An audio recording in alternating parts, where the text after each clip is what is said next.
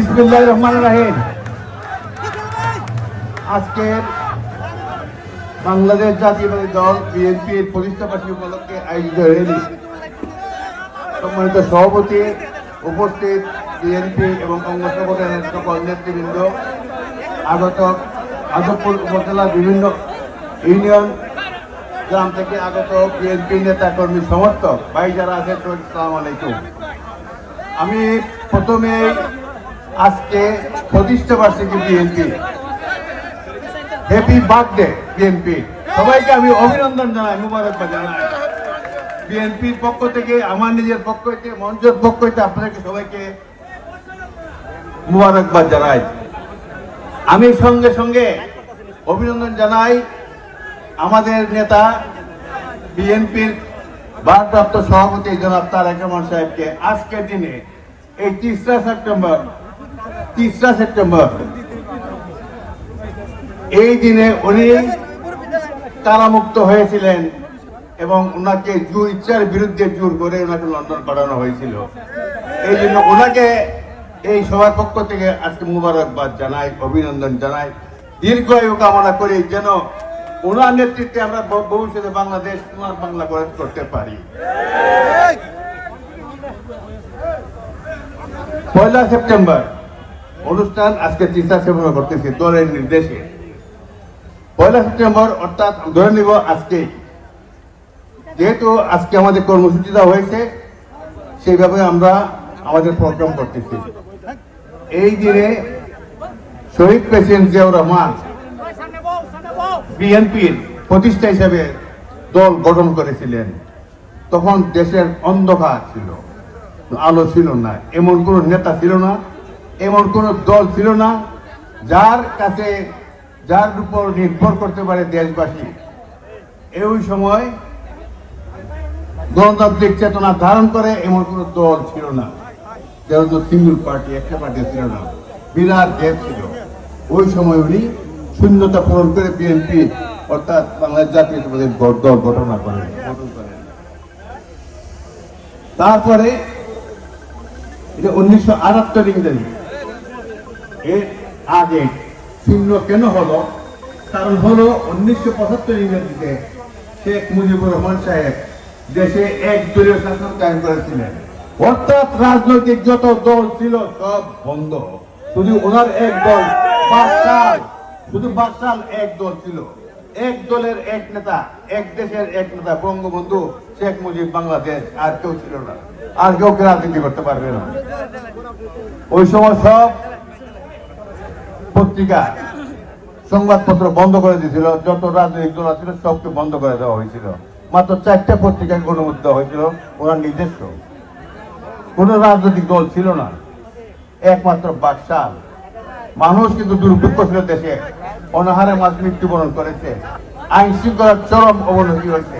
কিন্তু ওনার পরিবারে তখন সোনার মুকুট দিয়ে বিবাহ অনুষ্ঠান 1 নয় 2 নয়, একটার পর ধারাবাহিকভাবে চলছে। মানুষ অপেক্ষা করতেছিল, ধৈর্য হারা হয়ে গেছিল, মানুষ চাইছিল মানুষের মুক্তি যাক। এমন সময় শেখ মুজিবুর রহমান নিজে প্রেসিডেন্ট ঘোষণা করলেন এবং সর্ব ক্ষমতার অধিকারী হিসেবে প্রতিষ্ঠিত করলেন। এমন সময় মানুষ সে ডাকে সাড়া দিয়া ওনারই দলের ভিতরে আভ্যন্তরীণ কোন দলে 1975 পরিবার সবাইকে নির্মূলভাবে হত্যা করা হয়েছে। ওনার দলের লোকই করছে, অন্য কেউ না। এবং একই বছর 7 নভেম্বর সিপাহী জনতার অভ্যুত্থানের মাধ্যমে শহীদ প্রেসিডেন্ট জিয়াউর রহমানকে জেল থেকে এনে ওনাকে প্রেসিডেন্ট বানানো হলো, দেশের দায়িত্ব দেওয়া হলো। উনি যখন দায়িত্ব নিলেন তখন হি ওয়াজ ভেরি পপুলার ম্যান, অনেক জনপ্রিয় লোক ছিলেন, ওনার জনপ্রিয়তা অনেক বেশি ছিল, কারণ উনি স্বাধীনতার ঘোষক ছিল।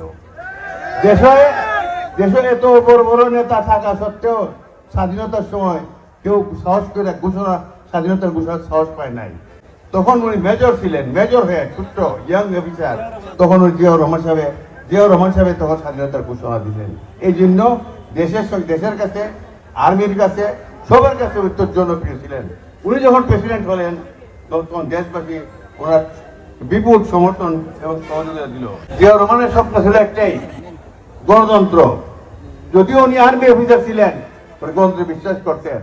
উনি বলতেন জনগণ ক্ষমতার উৎস, এই দেশের মালিক জনগণ, ক্ষমতার জনগণের সাথে হস্তান্তর করতে হবে, জনগণই ক্ষমতার উৎস। এই জন্য উনি গণতন্ত্র ফিরিয়ে দেওয়ার জন্য অক্লান্ত পরিশ্রম আরম্ভ করলেন। উনি 19 দফা কর্মসূচি দিলেন, দেশে কিভাবে দেশ পরিচালিত হবে, দেশের কিভাবে উন্নয়ন হবে, দেশের সমস্যা কিভাবে সমাধান হবে, আইন শৃঙ্খলা অবরোধ থেকে দেশবাসী মুক্ত পাবে, এই জন্য 19 দফার কর্মসূচি দিলেন।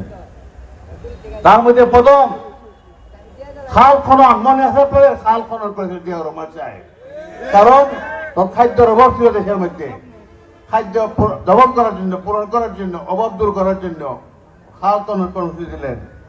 দেশের চিকিৎসার অভাব ছিল, হাসপাতাল যথেষ্ট ছিল না, উনি পল্লী চিকিৎসক নিয়োগ করলেন, গ্রামে গ্রামে পল্লী চিকিৎসক নিয়োগ করলেন। মুরব্বী যারা আছেন হয়তো তারা জানেন, তাদের স্মরণ আছে। উনি গ্রাম সরকার নিয়োগ করলেন, গ্রামে গ্রামে সরকার নিয়োগ করলেন, গ্রাম সরকার। উনি সব রাজনৈতিক দলকে আবার পুনর্জীবিত করলেন, বললেন তোমরা সবাই রাজনীতি করতে পারবে। আওয়ামী লীগ সেই সুবাদে আবার রাজনীতিতে আসছে।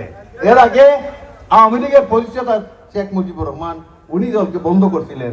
জিয়াউর রহমান নতুন ভাবে আবার অনুমতি দিলেন, আওয়ামী লীগকে রাজনীতি করার অধিকার দিলেন। এবং সাংবাদিক যারা আছে, প্রেস যারা ছিল, পত্র পত্রিকার স্বাধীনতা দিলেন।